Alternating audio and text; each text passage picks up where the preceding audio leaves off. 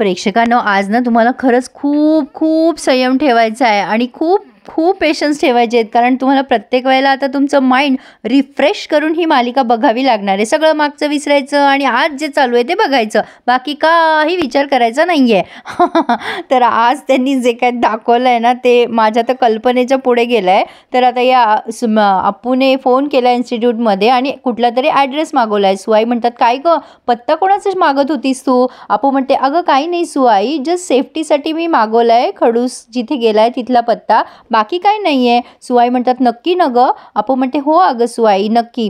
तर आता अप्पूला कळलंय की शशांक गेलाय नेत्राच्या घरी. आता इकडे शशांक स्वतःहून आलाय नेत्राच्या घरी. नेत्राला वाटतं की तिचा नवराच आलाय आणि ती म्हणत असते, तुम्ही बाहेर गेला होतात ना? आता शशांक म्हणतो, नेत्रा अगं काय झालंय तुला? तिच्या चेहऱ्यावरती खूप जखमा असतात. नेत्रा त्याच्यावरच डाफरते. शशांक म्हणतो, अगं हे काय झालंय तुला? आता ही म्हणते, तुला काय करायचंय, तू कशाला इथे आलायस रे? म्हणजे नेत्राने काही याला बोलवलेलं नाहीये. शशांक म्हणतो, नाही या फाईलवर सह्या हव्या होत्या मला, म्हणून मी इकडे आलोय. लगेच नेत्रा म्हणते, मग कोणाच्या जीवन मरणाचा प्रश्न होता का? ऑफिसमध्ये आल्यावर केल्या असते ना मी सह्या. तुला सांगितलं ना मी, घरच्या गोष्टी ऑफिसमध्ये आणत जाऊ नकोस, कळत नाही का तुला? शशांक म्हणतो, सॉरी हे खूप अर्जंट होतं, पण हे काय काय झालंय नेत्रा? अगं तुझ्या जखमांवर मलमपट्टी करायला हवी आहे, कळतंय का तुला नेत्रा?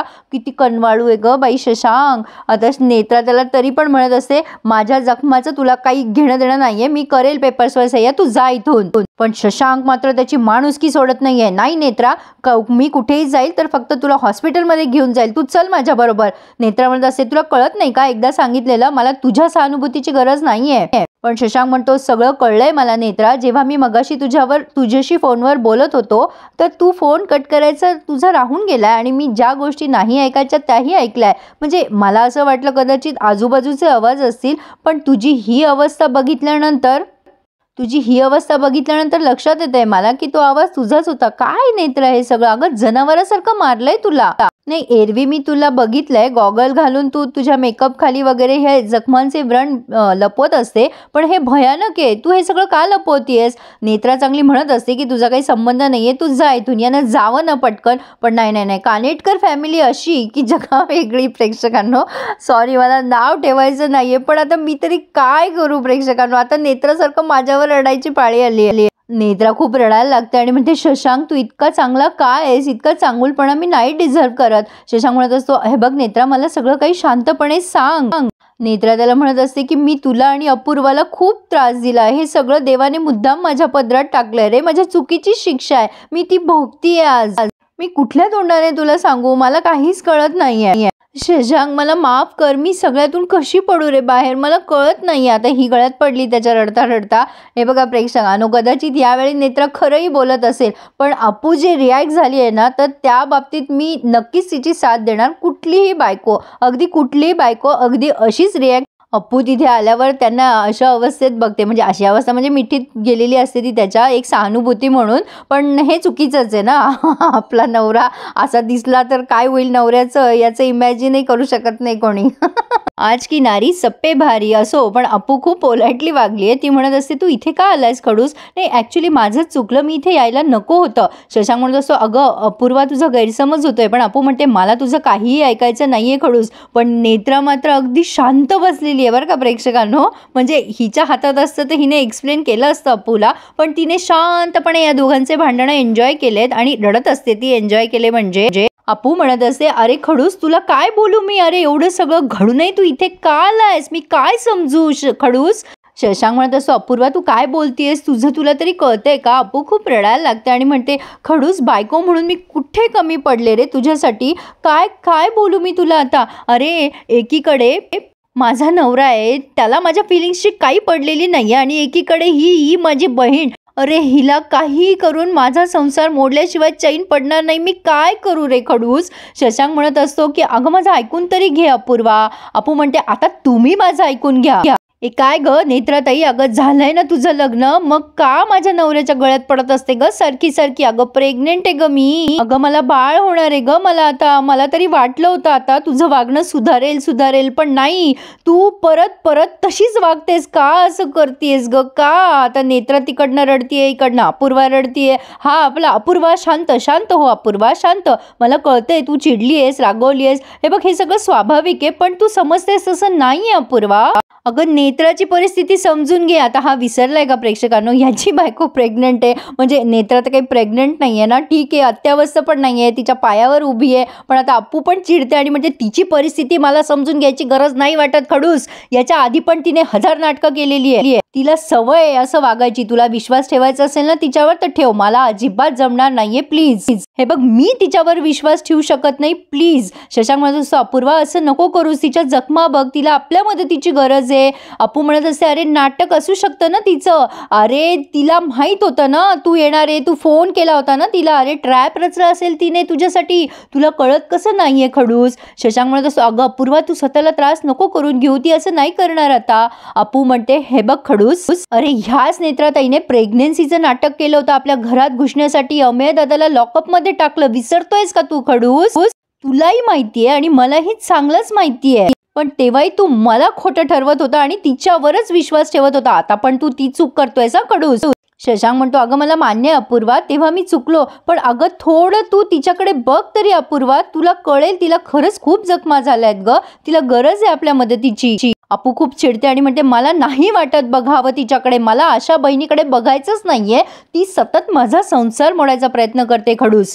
आता अपूर्वा तिथून निघत असते. शशांक तिचा हात धरतो आणि म्हणतो, थांब जरा, मी येतो तुझ्यासोबत, तू एकटीच जाऊ नकोस. अप्पू म्हणते, काही गरज नाहीये, मी चालले माझ्या बाबाच्या घरी, तू थांब इथे, नेत्राताईला तुझी गरज असेल ना तुझ्या आधाराची, असं म्हणून आता अप्पू निघून गेली आहे प्रेक्षकांनो. आणि नेत्रा तिथे रडते आणि शांतपणे वर माडीवर निघून जाते आणि शशांक मात्र तिथेच उभा आहे. आता तर तिला दवाखान्यात न्यायचं होतं ना प्रेक्षकांनो. खरं सांगू का तुम्हाला, मला ही मालिका एवढी आवडते ना, माझी फेवरेट मालिका आहे ही. पण प्रेक्षकांनो, मला माझी अशी इच्छा आहे ना की ही मालिका आपल्या आठवणीत अशीच राहावी. खरंच खरंच प्रेक्षकांनो. असो, पण आता ती गेली आहे बाबाकडे. कौशिकदा म्हणतात, काय झालं अप्पू, रडतेस का, शशांकशी भांडून आली आहेस का. अप्पू म्हणते, बाबा मी दरवेळेला खडूसशी भांडलेच पाहिजे का, मी अशीच येऊ शकत नाही का तुझ्याकडे. कौशिकदा म्हणतात, ए अप्पू काय झालं सांग ना बाळा, अशी का अचानक आलीस तू. अप्पू म्हणते, काय रे बाबा, मी नेहमीच भांडते का, खडूस खूप गुड बॉय आहे, तो कोणाला त्रास देत नाही का, मीच चुकत असते का, नेहमी माझीच चूक दिसते का सगळ्यांना.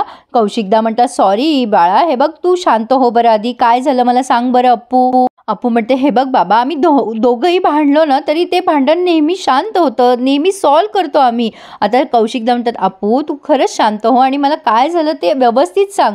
आणि मग अप्पूने सगळं काही सांगितलंय की बाबा नेत्राताई परत आली आहे, ती बॉस आहे शशांकची वगैरे वगैरे, ती तिकडे गेली होती, म्हणजे हा शशांक तिकडे गेला होता वगैरे वगैरे. आता ती म्हणते की अरे बाबा खडूस असा का वागतो नेहमी, मला आता कळतच नाहीये. कौशिकदा म्हणतात, नाही माझा विश्वास ठेवणं जरा अवघड, शशांक असं चुकीचं नाही वागू शकत अप्पू. तर अप्पूचं म्हणणं असतं की अरे बाबा, त्याने नेत्राताई त्याची बॉस झालीये हे लपवलं, हे त्याचं चुकलं नाही का.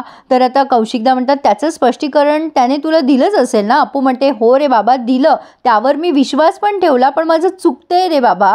आता ना मला खरंच असं वाटतंय की खडूस मुद्दाम मला त्रास देतोय, का असा वागतोय तो. कौशिकदाचं म्हणणं आहे की शशांक त्यांच्या जागी नेहमीच बरोबर असतो, नेत्राने त्याच्या चांगुलपणाचा फायदा घेतलाय. अप्पू म्हणते, बरं ठीक आहे, हेही मला मान्य आहे, पण नेत्राताईने जे काही केलंय ते कसं काय विसरू शकतो खडूस. त्याने सावध राहायला पाहिजे, अलर्ट राहायला पाहिजे, पण नाही, ह्याला दरवेळेला न परत परत तो नेत्राताईवर विश्वास ठेवतो. म्हणजे दरवेळेला हा कसं काय नेत्राताईवर विश्वास ठेवतो. ही नेत्राताई पण अशी विचित्र काय आहे रे बाबा, हे किती वेळ वागते बघ ना, लग्न झालंय ना तिचं, अरे तिच्या आयुष्यात झालंय ना सगळं व्यवस्थित, इन्स्टिट्यूटमध्ये मोठी पोस्ट बीस पण मिळाली आहे तिला, पण मग तिला काय पाहिजे आता, ती अजूनही का मागे लागली आहे खडूसच्या. बाबा आता जर का तिच्यामुळे काही मेजर प्रॉब्लेम झाला ना आमच्या दोघांमध्ये तर मी तिला सोडणार नाहीये. आता कौशिकदा तिला बोलतच असतात, तेवढ्यात ती आत्ती येते तिथे आणि म्हणते, काय झालं अप्पू, रडतेस का. अप्पू म्हणते, काही नाही आत्या, आणि निघून जाते तिथून. पण आता या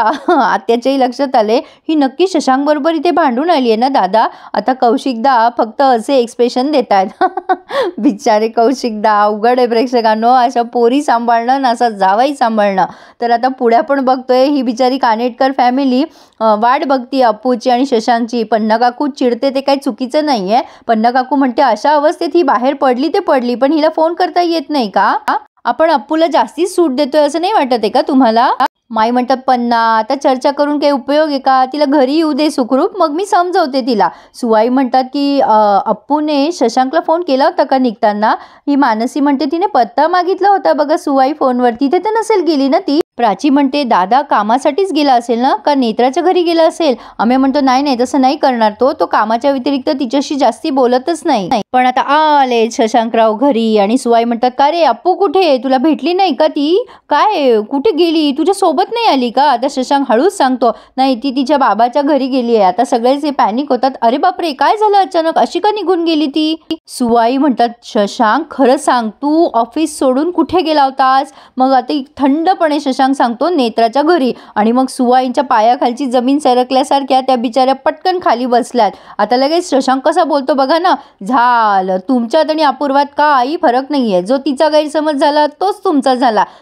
तुम्हाला माझ्याकडे फाईल दिसते ना, अहो या फाईलवरती मला त्या नेत्राच्या सह्या हव्या होत्या म्हणून मी तिच्या घरी गेलो. तिथे गेल्यानंतर मला ना एक भयानक प्रकार दिसला आणि झालेलं सगळं त्याने अगदी व्यवस्थित सांगितलंय यांना. आता हा म्हणतो की अपूर्वाचा गैरसमज झाला, तिने मला मिठीत बघितलं नेत्राच्या आणि हे सगळं असं घडलं. आता तो अमेय म्हणतो बरोबर आहे ना, अप्पूला राग येणार, तू ऑफिस बॉयला का नाही पाठवलं तिकडे, तू कशाला गेला तिथे, मग पुढचं सगळं घडलंच नसतं ना. बरोबर बोलतोय अमेय. पण शशांक त्यावर काय उत्तर देतो बघा ना, अरे तुम्हाला अजून पण अपूर्वाचीच महत्वाची वाटते का. नाही म्हणजे ती तर महत्वाची आहेच, ती तिच्या जागी आहे योग्य, माझं त्यात काही म्हणणं नाहीये, पण आता या ठिकाणी नेत्राला गरज आहे मदतीची. आपल्या नेत्रा किती संकटात आहे माहिती आहे का तुम्हाला. बरं ठीक आहे तुम्हाला समजायचंही नाहीये आणि अपूर्वालाही समजायचं नाहीये. अमेय म्हणतो अरे बाबा ती नाटक करतीये, कशावरून नाही.